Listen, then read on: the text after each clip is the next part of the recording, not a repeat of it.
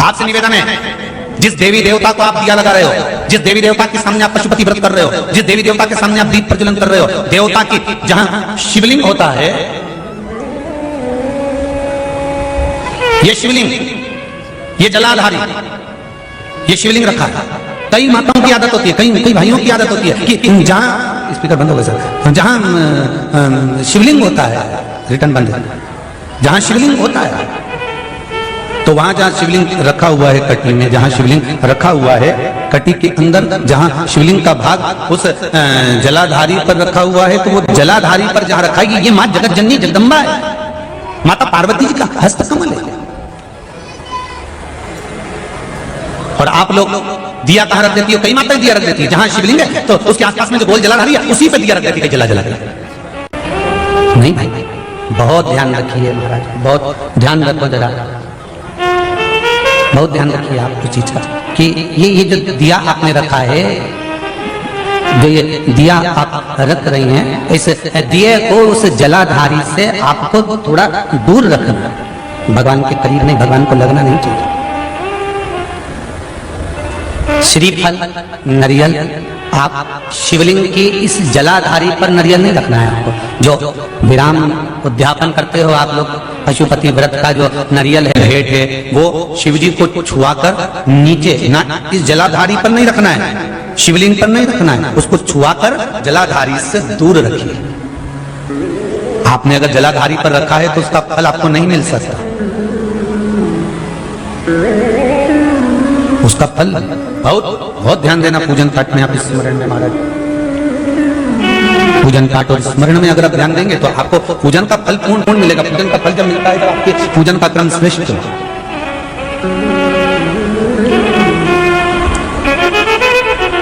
पूजन का फल तभी प्राप्त होता है महाराज। और उस पूजन के फल को हमें अगर प्राप्त करना है तो हमको श्रेष्ठता धारण करना ही पड़ेगा, हमें अपनी गलतियों को सुधारना पड़ेगा।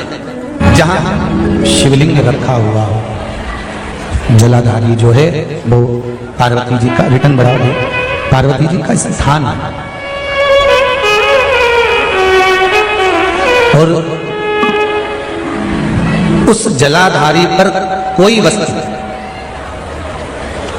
शक्कर ले जाओ या मीठा ले जाओ या आप कोई सामग्री लेकर जा रहे हो तो वो जलाधारी पर नहीं रखना।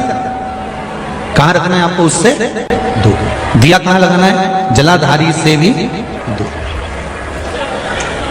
फूल चढ़ाओ, पत्ती चढ़ाओ, अक्षत चढ़ाओ, मूंग चढ़ाओ, तुम्हारी मर्जी पड़े। जो सामग्री आप भगवान की सेवा की, चंदन, अबीर, गुलाल जो लेकर गए हो वो शिवलिंग पर, जलाधारी पर सब लगाओ, सब चढ़ाओ, इत्र भी चढ़ाओ।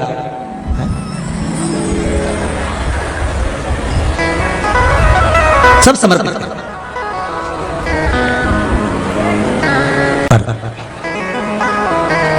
उस जलाधारी से थोड़ी दूरी बनाकर, उससे थोड़ा दूरी बना ले, उसके बाद आप रखें महाराज।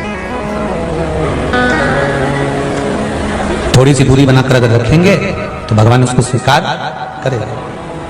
जैसे रुद्राक्ष की माला पहन लेने वाला व्यक्ति, गले में अगर एक रुद्राक्ष पड़ा हुआ है या तुलसी की माला पड़ी हुई है, पद्म पुराण के पाताल खंड में अध्याय नंबर 7, अध्याय नंबर 9, कौन सा पुराण है? पद्म पुराण। कौन सा खंड है? पाताल खंड। पद्म पुराण के पाताल खंड में अध्याय नंबर 7 और 9 में तुलसी और रुद्राक्ष का वर्णन आता है।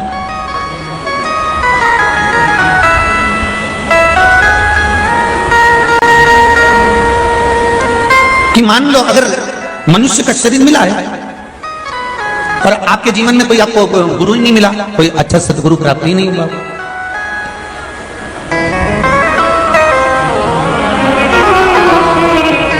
और आपने अगर गुरु मंत्र भी नहीं लिया हो, गुरु मंत्र भी अगर धारण नहीं किया हो,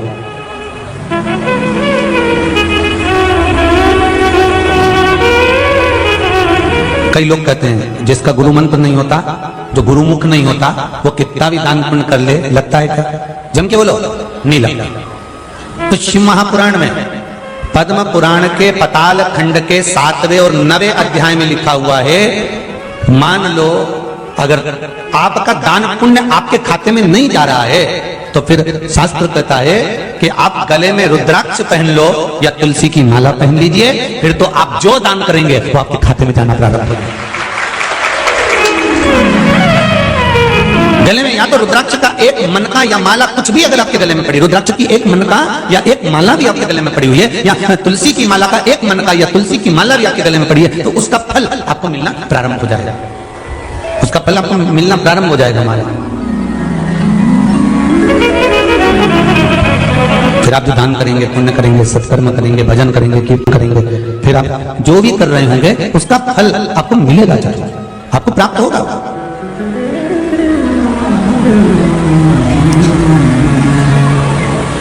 अच्छा, कई लोग कहते हैं गुरुजी माला पहनने से क्या होता है, रुद्राक्ष पहनने से क्या होता है, तुलसी की माला हम पहने या रुद्राक्ष की माला पहने, लोग क्या कहेंगे, हम नवयुवक बच्चे आज के जमाने के लड़के लड़कियां ऐसे पहनेंगे तो लोग क्या कहेंगे। कई स्कूल तो ऐसे हो गए जहां माला तक कह देते हैं पहनकर मत आना।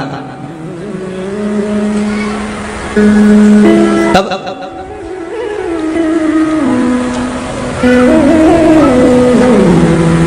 भाई कोई सौभाग्यवती नारी जो होती है ना, मांग में सिंदूर भरती है, बिंदी लगाती है, कई कई नई फैशन की है तो सिंदूर भी नहीं भरती। विश्वास है ना, विश्वास को डिगने मत दो। शंकर के मंदिर जा रहे हो, एक लोटा जल चढ़ा रहे हो, एक बेलपत्री समर्पित कर रहे हो, एक चावल का दाना तुम शिव को चढ़ा रहे हो, शंकर भगवान की आराधना अर्चना दिल से कर रहे हो, और उस बीच में तुम्हारे भीतर कोई कपट नहीं, कोई छल नहीं, कोई दिखावा नहीं, कोई दिखावा नहीं।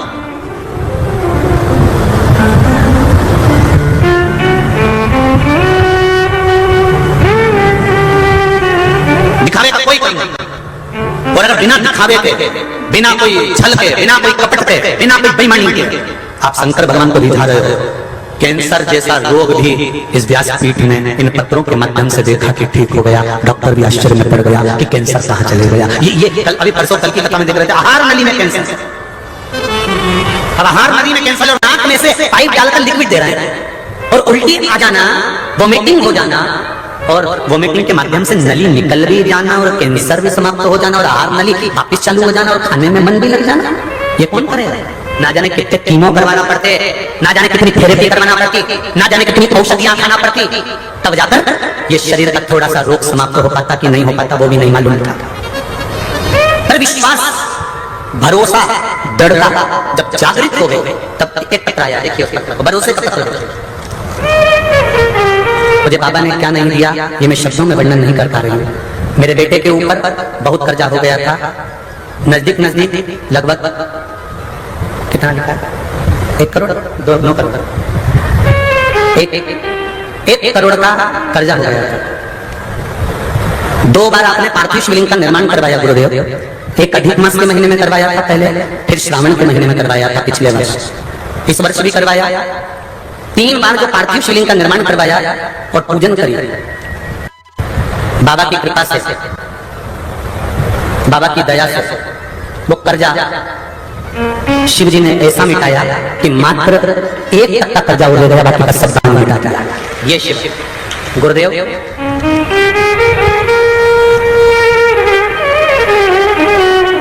मेरी बहू इसी परली बैद्यनाथ की है। मुझे बड़ा गर्व हो रहा है आज कि मेरी बहू मेरे बैद्यनाथ ने भेजी है मेरे यहाँ। मुझे उस चीज का गर्व है कि परली बैद्यनाथ की बेटी मेरे यहाँ बहू बनकर आई। आज मुझे गौरव महसूस हो रहा है। बहुत बहुत धन्यवाद दीदी आपको। इस चीज का गौरव आपको हमेशा होना चाहिए कि किसी जिस स्थान पर शिव की ज्योति विराजमान है उस स्थान की बेटी आपके घर में विराजमान है। स्वयं शंकर की बेटी आपके यहाँ पर। बड़े भाग्यशाली है मेरी बहू भी गुरुदेव। तीसरी बात यह है गुरुदेव, घर में मेरा भाई कहीं बाहर चला गया था, 1 महीने तक नहीं मिला।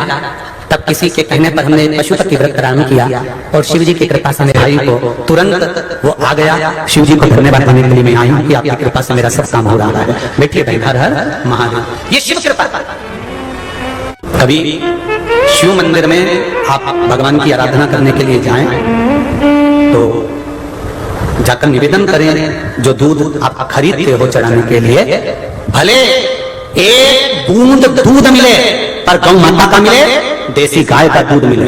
एक बूंद भी दूध अगर शंकर पर देसी गाय का चढ़ा दिया तो हजारों महामृत्युंजय मंत्र के बराबर पुण्य प्राप्त।